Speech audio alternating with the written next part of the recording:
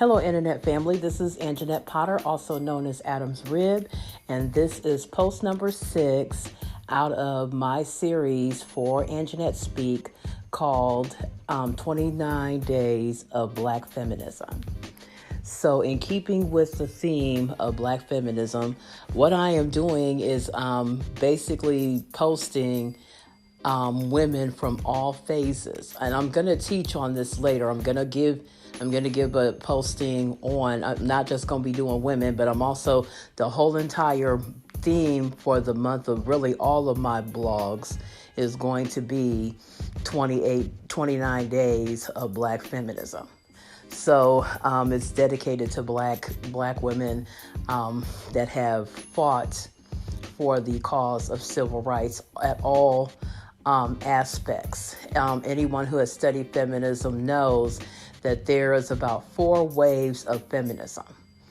There's first, second, so Sojourner Truth would be out of the first wave of feminism, the fight for the right to vote. My introductory post, which was Miss Pittman Hughes, Dorothy Pittman Hughes, would have been second wave. She and Gloria Steinem represent second wave feminism. And in recent years, the new millennium, we have third and fourth wave feminism. And on another post, I'm going to be breaking all that down. I'm going to discuss feminism in total and the 4 waves of, I'm going to discuss the 4 waves of feminism, and then I'm going to discuss Black feminism, and then I will be discussing womanism, which is which has its roots in the Black church, and then I will be talking about Christian feminism, which there is such a movement, and I'll be discussing those topics this month. And Kimberly, and so where's Kimberly? Nicole Foster would be part of what we call third or fourth wave feminism, as is the person that I'm going to be discussing tonight. So the person I'm going to be discussing tonight is a blogger and writer named Feminista Jones. So Feminista Jones is her pen name. Her actual name is Michelle Taylor. So she is let me see here. She is a American blogger, a feminist, a social worker, and a writer. So some books that she has written, and I just ordered my copy of this one, Reclaiming Our Space, How Black Feminists Are Changing the World from the Tweets. That was that came out last year, January 29th, 2019. Push the Button, October 7th, 2019. The Secret of Sugar Water, which was November 21st, 2017. Now, I'm going to be posting all of these videos or podcasts on the AnjanetteSpeak blog if you want to look at them. I also, for the newer ones, the information, I'm also going to be putting their website information on there as well if you want to click on their websites and follow their blogs and different other things like that. So Miss Jones is a contributor to Black Twitter. So if you've heard of Black Twitter is a social media movement. Black Twitter, made up of Black Twitter users from around the globe that are focused on issues of interest in the Black community, particularly in the U.S. So she also blogs about Black feminism on her blog. Her school of thought is, argues that sexism, class oppression, gender identity and racism are intric- extric- extric- extric- extric- extricably bound together. I'm also going to, this brings me to another topic that I'm going to discuss as well, and that's called intersectionality. So, one of her quotes, a collective of active, primarily African American Twitter users who have created a virtual community, proving adept, very skilled, or proficient at something, at bringing about a worldwide change of wide range of social political changes. Now, this was from a writing that she had on Salon.com. If you've ever heard of Salon.com, I recommend that you take a look at it. It's actually pretty good. You get a lot of editorials, but a lot of very intelligent editorials. So she's from NYC, New York City. She graduated from the University of Pennsylvania, Philadelphia. She works at a place called Witness to Hunger. It's a project of Drexel University Center for Hunger-Free Communities. This is as of 2013. She was selected as a United Nations Foundation Fellow for her social media influence. She launched a global anti-street harassment campaign called #UOKSIS. #UOKSIS. So if you were around at the time, that was one of her babies. And I'll explain how she came to that hashtag a little bit later. So she also had a national movement of silence protesting police brutality. Now that was hashtag NM Nancy Michael Otis Stephanie 14. This was in 2014. Both movements received international attention. The national moment of silence was used to get people on Twitter to join vigils after the death of Michael Brown. Her goal is to get people to realize Black Lives Matter. Even if you don't experience something, it doesn't mean it didn't happen. This is another quote of hers. So,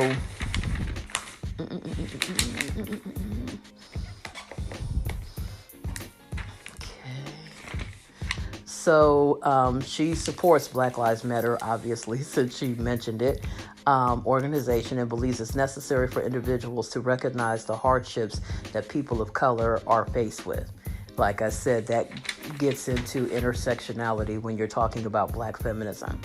So #UOKSIS was created because Ms. Jones tweeted about her own experiences intervening in an incident of street harassment in New York. Another Twitter user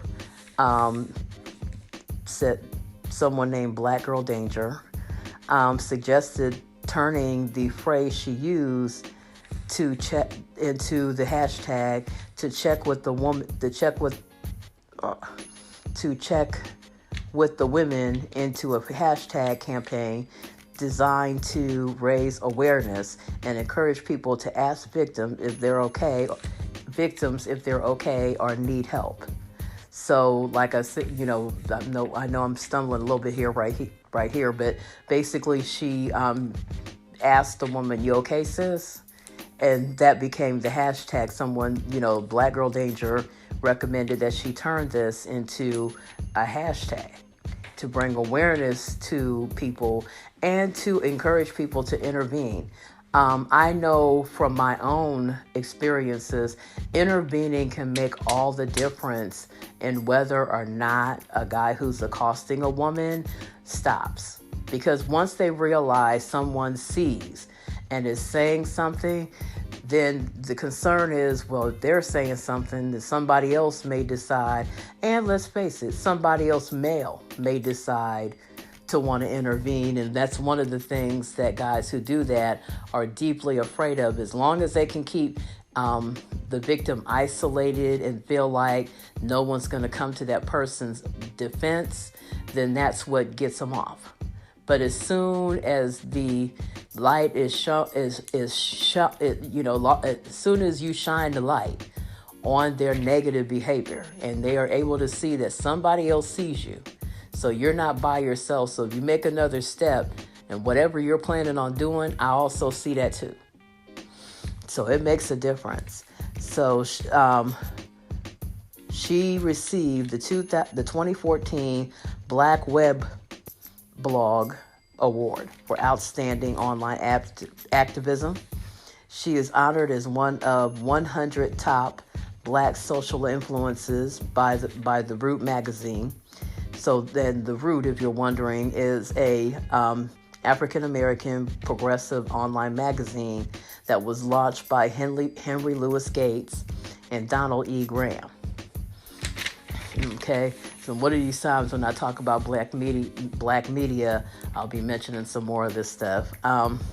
She was a featured speaker at the Philadelphia Women's March that took place January 21st, 2017. Her message was, recognizing the difference between allies and co-conspirators. And she said she prefers co-conspirators.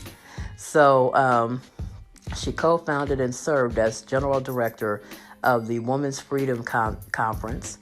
It was a first all-digital conference organized by and featuring only women of color. She has been named one of 2015's in 2015, she was named as one of several voices of the year. I didn't get a chance to write. She was basically named one of several voices of the year that year. She has been featured in the Washington Post, Salon.com, Time.com, Ebony.com, Huntington Live, Dr. Oz on the Dr. Oz Show, Excel Show, C-SPAN. She's been included in Philadelphia Magazine's 100 Most Influential Philadelphians.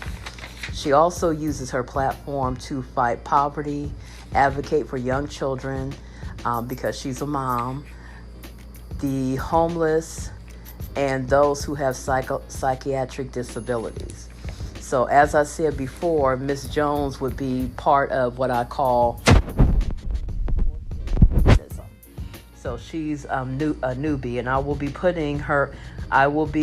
sometime tomorrow, I will be putting all of what I have posted so far on my blog, AnjanetteSpeak. So along with their, I guess you would say, contact information, but along with their blog information, so that if you want to subscribe to their blogs and hear what these young ladies have to say, I highly encourage it. These are very intelligent young women.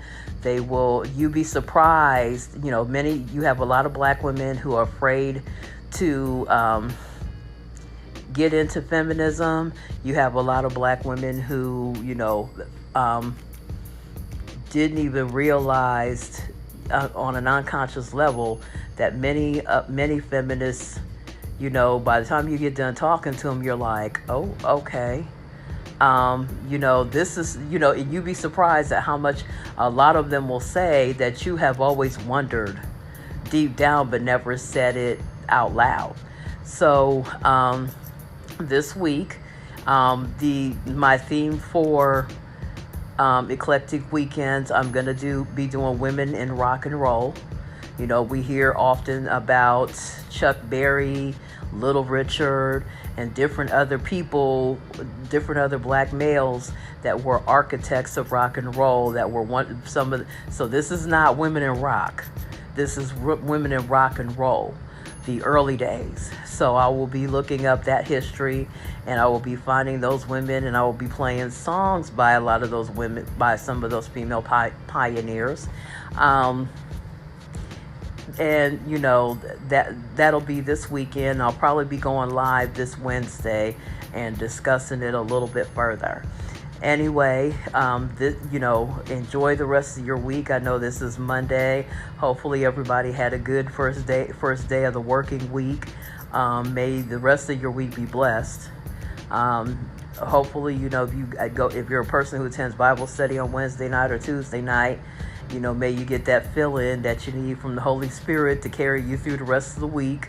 I know some of you went to church yesterday, so hopefully you got enough of a fill-in to at least carry you until Bible study or, whatever. So I'm going to go ahead and post this. It should be on YouTube by either late tonight or early tomorrow morning.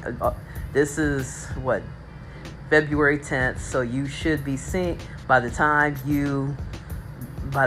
February 11th rolls around, you should be hearing this and hearing all of this information. I have a little bit of over the next two posts, I have a little bit of a surprise as far as one of the people who is going to be on here, and that I'm going to be posting about. This person isn't mentioned as a feminist, but one of the things that I will be talking about for the rest of this month is how for a lot of Black women, the fight for equal rights and the fight for civil rights seem to intersect a lot. So that's where the intersectionality part comes in. You will see that a lot of the women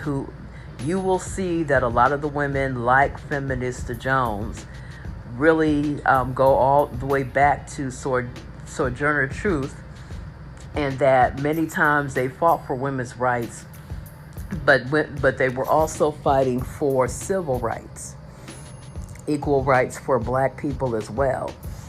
So you're going to see a reoccurring. So at the next two posts, you'll see what I'm talking about, because the next two women are going to be people that are most known for fighting for during the civil rights era, that are mostly known for their work with Black progress and helping Black people, but that these were women who also fought for other women, for the rights of women. So I'm hoping, I saw where Sojourner Truth on YouTube got a lot of listens. So I'm hoping, that, this historical moment, that this is encouraging you to look up more information on, especially, the fight for civil rights, but also the fight for women's rights, and how complicated and how varied that fight was for a lot of Black women. So you guys, this is Adam's Rib, I guess, signing off. So, I will be talking to you guys on the next post. Bye-bye.